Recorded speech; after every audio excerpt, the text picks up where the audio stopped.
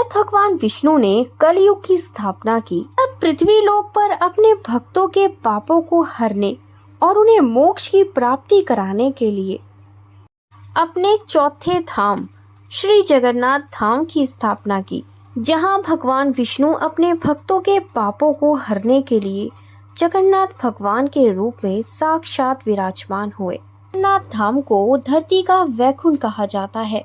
जगन्नाथ धाम में एक स्वर्ग द्वार है, जिसे स्वर्ग की सीढ़ी भी कहा जाता है। वैसे तो दुनिया में कई ऐसे मंदिर हैं जहां मोक्ष की प्राप्ति की जा सकती है, लेकिन कलयुग में स्थापित जगन्नाथ मंदिर में मोक्ष प्राप्ति के लिए सिर्फ एक मार्ग नहीं, अपितु अनेकों मार्गों का वर्णन किया गया है। तो आइए जानते हैं जगन्नाथपुरी को मोक्ष द्वार यानी स्वर्ग का द्वार क्यों कहा जाता है। राधे राधे दोस्तों, भगवान विष्णु के 4 धाम हैं।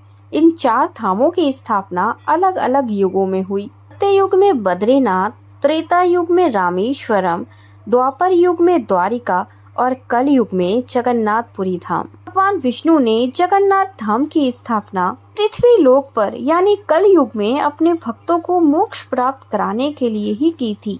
कहा जाता है जगन्नाथ धाम के रहस्य ऐसे रहस्य हैं जिसे सुलझाने में वैज्ञानिकों का भी पसीना छूट गया, लेकिन वो रहस्य आज भी रहस्य ही हैं कि यहाँ भगवान साक्षात विराजमान हैं।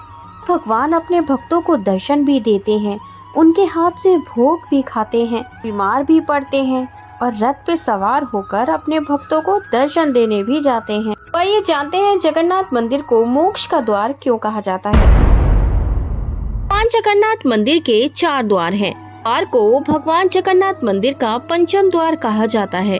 भगवान जगन्नाथ मंदिर के पीछे दक्षिण दिशा में समुद्र तट पर ये द्वार मौजूद है। यह एक शमशान भूमि है जिसे स्वर्ग द्वार कहा जाता है। कहा जाता है यहाँ अंतिम संस्कार करने से मोक्ष की प्राप्ति होती है। भगवान जगन्नाथ की मूर्ति बनाने के लिए सबसे पहले जिस तारू यानी लकड़ी का इस्तेमाल किया गया था वह इसी समुद्र से आई थी। ये भी कहा जाता है इसी स्थान से भगवान श्री कृष्ण हर अमावस पर समुद्र की ओर जाते हैं, जिसे भगवान जगन्नाथ का ससुराल भी कहा जाता है।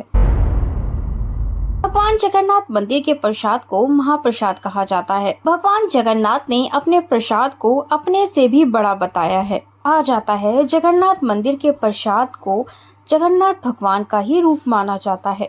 इस प्रसाद को ग्रहण करने से सभी पापों का नाश हो जाता है। इसीलिए माँ प्रसाद का कभी अनादर नहीं करना चाहिए और ना ही छूटा छोड़ना चाहिए। जगन्नाथ भगवान की रथ यात्रा जो देश में नहीं अपितु विदेशों में भी मशहूर है। कहा जाता है जगन्नाथ मंदिर के रथ यात्रा को जो कोई भी खींचता है उसे 1000 अश्वमेघ यज्ञ के बराबर फल प्राप्त होता है और मोक्ष की प्राप्ति होती है। जगन्नाथ रथ यात्रा का एक अलग विशेष महत्व है, जिसके लिए लाखों श्रद्धालु हर साल जगन्नाथ रथ यात्रा में शामिल होने आते हैं। जगन्नाथ मंदिर का निर्माण भगवान विष्णु ने अपने भक्तों को मोक्ष प्रदान करने के लिए ही किया था, लेकिन जब सभी लोग मोक्ष प्राप्त कर वैकुंठ लोक को जाने लगे, तब यमराज भगवान विष्णु के पास गए और बोले, प्रभु आपके दर्शन पाकर तो सभी लोगों को मोक्ष प्राप्त हो रहा है, मेरे यमलोक में तो कोई नहीं आ रहा। यमराज की इस परेशानी को देखते हुए भगवान जगन्नाथ ने यमराज को अपने मंदिर की तीसरी सीढ़ी पर स्थान दिया और ये कहा, जब कोई भी मेरे मंदिर में मेरे दर्शन करने आएंगे तो वे आपकी तीसरी सीढ़ी पर पैर रखेंगे, तब मेरे दर्शन करेंगे तो उनके सभी कष्ट दूर हो जाएंगे और उन्हें मोक्ष प्राप्त होगा। लेकिन यदि वे मंदिर से जाते समय भी तीसरी सीढ़ी पर पैर रखेंगे तो उनके सारे पुण्य उनसे छीन लिए जाएंगे और उन्हें यमलोक प्राप्त होगा।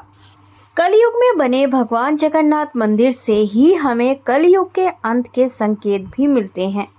ये भी कहा जाता है कि जब कल की अवतार आएंगे तब वह भगवान जगन्नाथ मंदिर जाएंगे और जगन्नाथ मंदिर में भगवान जगन्नाथ से ही वह शक्तियाँ प्राप्त करेंगे। इसीलिए इस मंदिर को स्वर्ग द्वार और मोक्ष प्राप्ति का स्थान माना जाता है।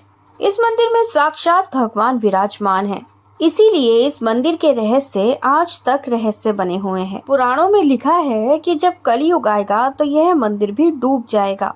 आपको ये वीडियो अच्छी लगी हो तो वीडियो को लाइक शेयर सब्सक्राइब करना मत भूलना। जय जगन्नाथ, राधे राधे।